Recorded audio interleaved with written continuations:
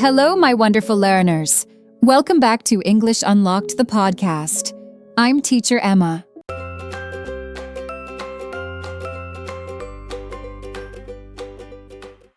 In the previous episode, we talked about something very important. We talked about fear. We talked about pressure. We talked about that heavy feeling in your chest when you want to speak English. But nothing comes out. Today, we are continuing from exactly that point. Today, I want to help you understand why your English seems to disappear when you try to speak, even though you understand English well and know many words. Let me say this very clearly at the beginning. Your English does not disappear. You do not suddenly forget everything you have learned. You do not lose your intelligence, your memory, or your ability. What changes is how your brain is working in that moment. Your brain has one main job. That job is to keep you safe. When your brain feels calm and safe, it allows you to think clearly. It allows you to remember words. It allows you to connect ideas and form sentences naturally. But when your brain feels danger, even small danger, it changes its focus. Speaking a foreign language can feel like danger to the brain. Not physical danger, but social danger. When you speak, you become visible. People listen to you. People may react. People may judge. Your brain notices this situation and says, "This moment is important. Be careful." And when the brain becomes careful, it changes mode. This is often called protection mode. Protection mode means this: your brain is trying to keep you safe. When your brain feels danger, it stops focusing on language. It focuses on your body, your heart, your breathing, your feelings. This is normal. It happens to everyone. It does not mean something is wrong with you. In protection mode, the brain is not interested in grammar rules. It is not interested in vocabulary lists. It is not interested in perfect sentences. It is interested in safety. This is why listening feels much easier than speaking. When you listen, you are invisible. No one expects an answer. No one is waiting for your words. Your brain feels safe. But when you speak, the situation changes. Let me describe a very common moment. You are listening to English. You understand the conversation. You feel relaxed. You even feel confident. Then someone asks you a question. Suddenly, your heart beats faster. Your breathing becomes shallow. Your mouth feels dry. Your shoulders feel tight. And your mind goes blank. The words are gone. Later, when you are alone, the words come back. And you think, "I knew that. Why couldn't I say it?" This happens because your brain switched its focus. It did not delete your English. It did not remove your knowledge. It simply stopped giving you access to it for a moment. This is not a failure. It is a stress response. Now, let's talk about another important part of this problem. Perfection. Many English learners believe that speaking English means speaking correctly. They believe that mistakes are dangerous. They believe that mistakes mean they are not good enough. So when they speak, they try to control everything at the same time. They think about grammar, they think about pronunciation, they think about word order. They think about how they sound. They think about what the other person might think. All of this happens in just a few seconds. This creates strong pressure. Pressure means feeling that you must be perfect. It means feeling that you cannot make mistakes. It means feeling that people are watching you. Pressure is not always loud. Sometimes it is very quiet. But your brain still feels it. And pressure tells the brain, this situation is not safe. So once again, your brain tries to protect you. It slows you down, or it stops you completely. This is why your English feels blocked when you need it most. Here is something very important to understand. Your brain cannot be creative and afraid at the same time. Creative means making something new. When you speak, you create sentences. You choose words. You connect ideas. Speaking is creative. Fear blocks this creative part of the brain. That is why simple English is so powerful. Simple sentences feel safe to the brain. For example, I don't know. I need a moment. I'm thinking. Can you repeat that? I'm not sure yet. These sentences are not perfect, but they keep communication open. They tell your brain, you are okay, you are safe, you don't need to panic. Now, let's talk about translation. When you try to speak English, do you translate in your head? Many learners do. First, they think in their own language. Then they translate into English. Then they check if the sentence is correct. Then they try to say it. This process takes time. And under pressure, it becomes very difficult. So the brain chooses silence. Fluent speakers do not translate every word. They use familiar patterns. Patterns feel safe to the brain. For example, I think, I want to, I feel, in my opinion. When you start with a familiar pattern, your brain relaxes. It knows where to begin. It does not feel lost. Now, let's practice something gently together. Listen carefully. When I try to speak English, my mind goes blank. Now repeat slowly. When I try to speak English, my mind goes blank. Good, again. When I try to speak English, my mind goes blank.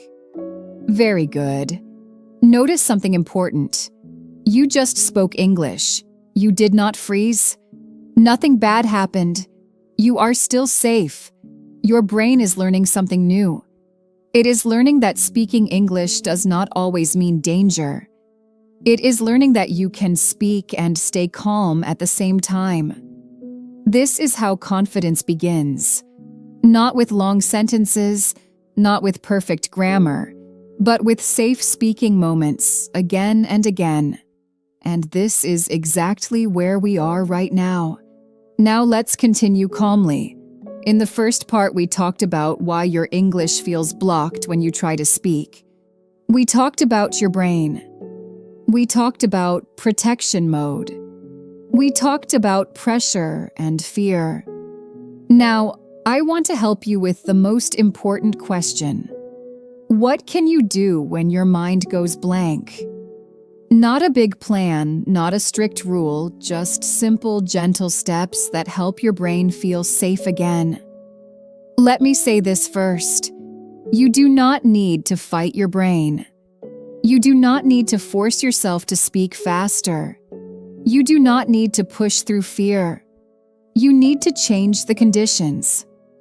Think of your brain like a light. When you feel calm, the light is on. When you feel pressure, the light turns off. So our goal is very simple. We want to keep the light on.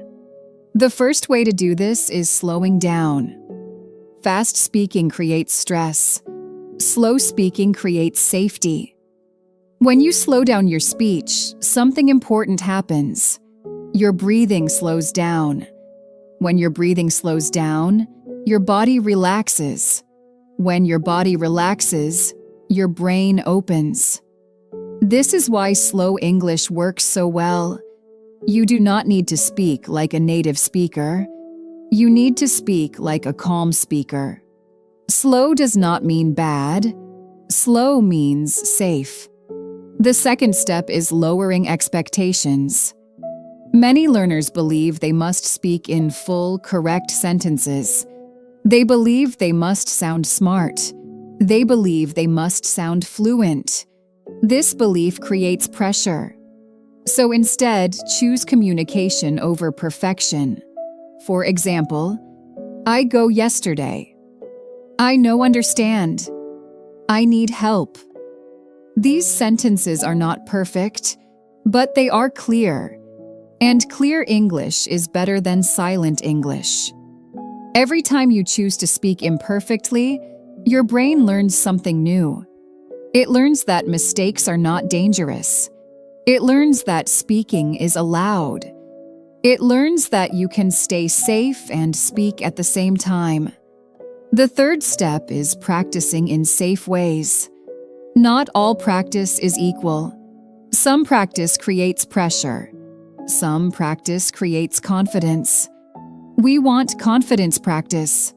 One of the best confidence practices is gentle shadowing. Shadowing does not mean speaking fast. It does not mean copying every word perfectly. It means listening and following softly. You can pause. You can repeat one word. You can repeat one short sentence. Your brain is learning rhythm. Your brain is learning sound. Your brain is learning that English can flow without stress.